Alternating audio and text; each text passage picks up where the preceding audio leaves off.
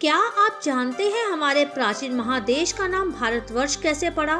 क्या आप ये भी जानते हैं कि इस प्राचीन हमारे महादेश का नाम जम्बू द्वीप था?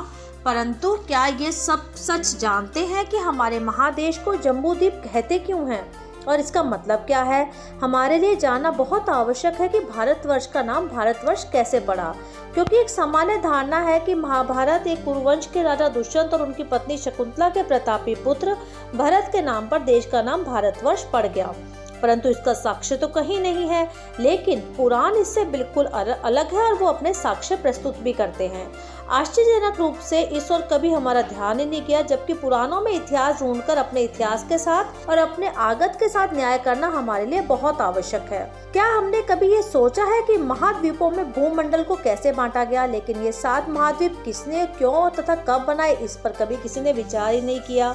दूसरे शब्दों में मैं ये भी कह सकती हूँ कि हमारा जम्बूद्वीप नाम खुद में ही सारी कहानी बयां कर सकता है, क्योंकि इसका अर्थ है समग्र द्वीप। इसलिए हमारे प्राचीनतम धर्म ग्रंथों तथा विभिन्न अवतारों में सिर्फ जम्बूद्वीप का ही उल्लेख है, क्योंकि उस समय सिर्फ एक ही द्वीप था।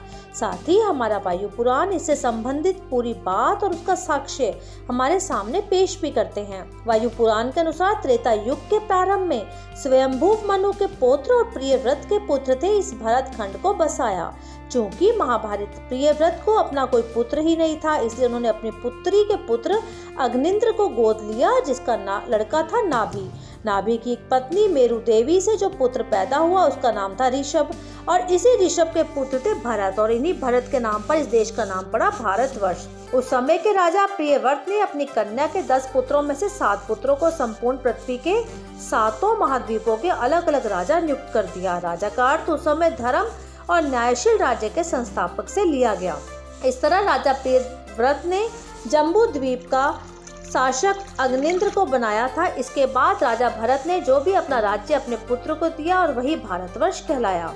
भारतवर्ष का अर्थ है भारत का राज्य। इस विषय में वायु पुराण में हमें कई तरह के उदाहरण मिलते हैं। एक और बात कि हम अपने जब घरों में कोई यागिक कार्य करवाते हैं तो सबसे पहले हम पंडित से संकल्प करवाते हैं।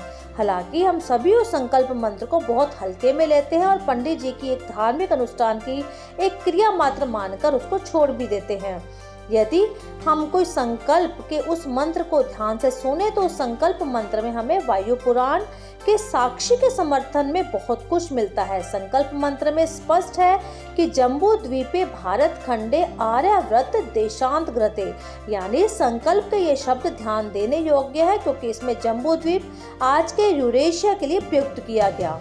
इस जम्बू द्वीप में भारत खंड अर्थात भारत का क्षेत्र बताया गया है। इस संकल्प के छोटे के मंत्र के बाद हम अपने गौरवमयी अतीत के गौरवमयी इतिहास का व्याख्यान करते हैं।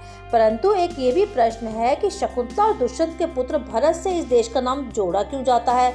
इस संबंध में ज्यादा कुछ कहने के स्थान पर सिर्फ इतना कहना होगा कि शकुंतला दुष्यंत के पुत्र भरत से इस देश के नाम की उत्पत्ति का प्रकरण जोड़ना शायद नामों के समानता का परिणाम हो सकता है। हम हिंदुओं में अपने धार्मिक ग्रंथों के प्रति उदासीनता भी एक कारण इसका हो सकता है, क्योंकि वायु पुराण और मंत्रों के रूप में लाखों साल पुराने साक्ष्य मौजूद है और आज का आधुनिक विज्ञान भी मानता है कि धरती पर मनुष्य का आगमन करोड़ों साल पूर्व है। तो हम 5000 साल पुरानी किसी कहानी पर क्यों विश्वास करें? इतना ही नहीं, हमारे संकल्प मंत्र में पंडित जी हमें सृष्टि संवत के विषय में बताते हैं 1,96,8,53,113 वर्ष चल रहा है।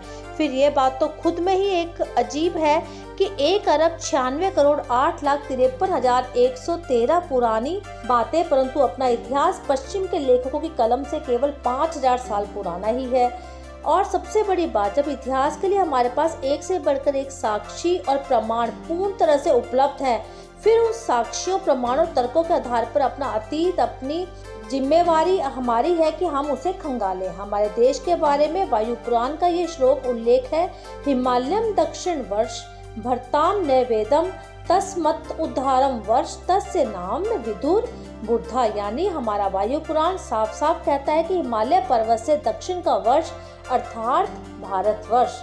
इसलिए ये कहने में कोई हिचक नहीं कि शकुंतला और दुष्यंत पुत्र भरत के साथ अपने देश के नाम की उत्पत्ति को जोड़कर अपने इतिहास को पश्चिमी इतिहासकारों की दृष्टि से 5000 साल के अंतराल में समेटने का प्रयास करते हैं।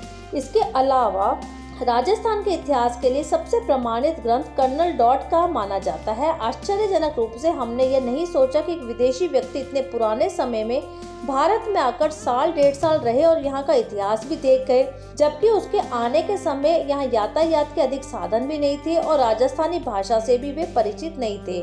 फिर उन्होंने ऐसी परिस्थिति में सिर्फ इतना काम कैसे कर लिया? जो विभिन्न रजवाड़ों के संबंध में इतिहास संबंधी पुस्तकें उपलब्ध थी, वो उसमें भी कोई संहिताबद्ध कर दिया गया। इसके बाद राजकीय संरक्षण में कर्नल डॉट की पुस्तक को प्रमाणित माना जाने लगा और ये धारणा फैल गई कि राजस्थान के इतिहास का कर्नल डॉट का एकाधिकार है। और ऐसी धारणाएं हमें अन्य क्षेत्रों में भी परेशान करती हैं। इसलिए अपने देश के इतिहास के बारे में व्याप्त भ्रांतियों का निवारण करना हमारा ही ध्येय होना ही चाहिए। इसलिए हिंदुओं को और भारतवासियों को चाहिए कि भारतवर्ष नाम कहाँ से पड़ा, ये पुराणों में सिद्ध हो चुका है, न कि ये शकुंतला के पुत्र भरत से लिया गया है।